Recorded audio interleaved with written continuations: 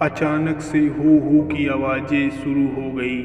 बचा ले, हू हू, हा। ऐसी आवाज़ें आने लगी। मेरी हिम्मत नहीं पड़ रही थी कि मैं बाहर जाकर देखूं। मैं बैठा ही बैठा वहाँ से बोला, कौन है? कौन है वहाँ? उधर से आवाज़ आई, ही। कोई नहीं, सो जाओ। इतना सुनकर मैं कैसे सो सकता था? पूरी रात जागकर बिता दिया। ये कहानी है मध्य प्रदेश के सिलगुड़ी जिले के एक छोटे से गांव की, जहां मेरी पोस्टिंग एज प्रिंसिपल हुई थी। मैं पहली बार ऐसी जगह में आया था जहां दूर दूर तक कोई नहीं था। दिन में तो बहुत लोग रहते थे, लेकिन रात में एक नहीं, पक्षी तक वहां नजर नहीं आते थे।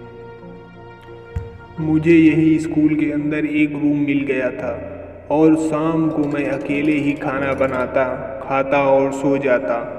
यही पिछले 7 दिनों से मेरी रोजमर्रा में था। सुबह हुई, स्कूल लगा। मैंने अपने सारे स्टाफ को ये बात बताई।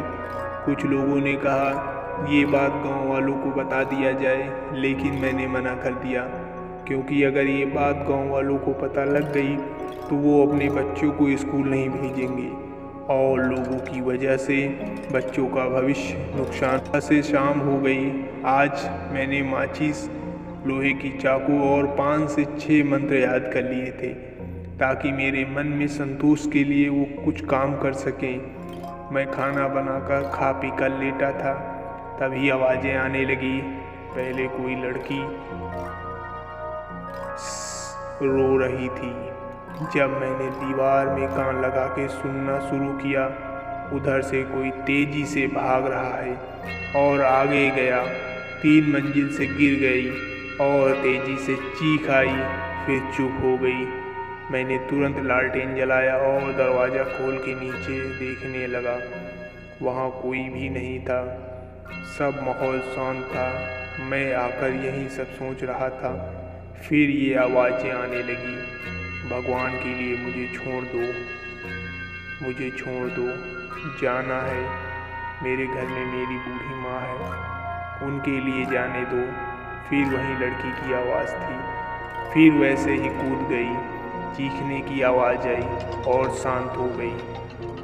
अब मैं शांत बैठने वाला नहीं था। मैंने तुरंत चाकू को हाथ में पकड़ा, माचिस जेब में डाला, लालटेन जलाया और उधर जाने लगा जिधर से रोने की आवाज़ आ रही थी।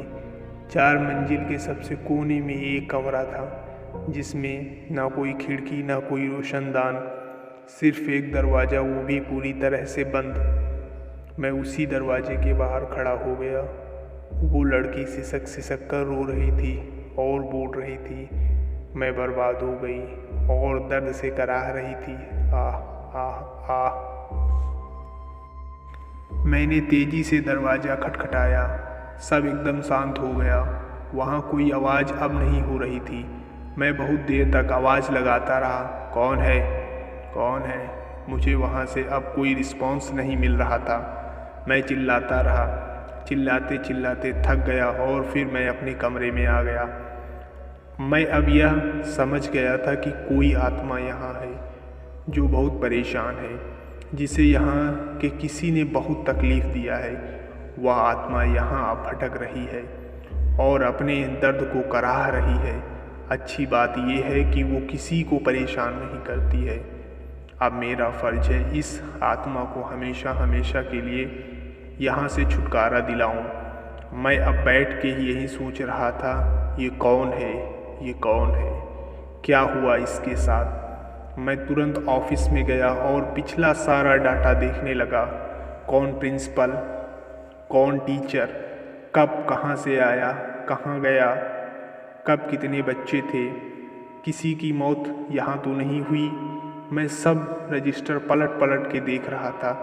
तभी मेरी नज़र एक रजिस्टर में पड़ी जो अलमारी के ऊपर रखा था और सा निकला हुआ था। मैं जल्दी से स्टूल रखा और उसे निकाल दिया, मिट्टी साफ की और टॉर्च लगा के देखने लगा तो उसी में एक चिट्ठी थी, जो लिखी थी तो पेन से ही, लेकिन उसमें कुछ खून के धब्बे पड़े हुए थे। मैंने उसे पढ़ना शुरू किया। उसमें लिखा था, एक असहाय लड़की को जानवरों सा नोचा है, मुझे इंसाफ दिला देना, शुही। दोस्तों, अगर स्टोरी अच्छी लगी तो लाइक शेयर सब्सक्राइब कर दें और कमेंट करें ताकि मैं आगे इसको बढ़ा सकूं।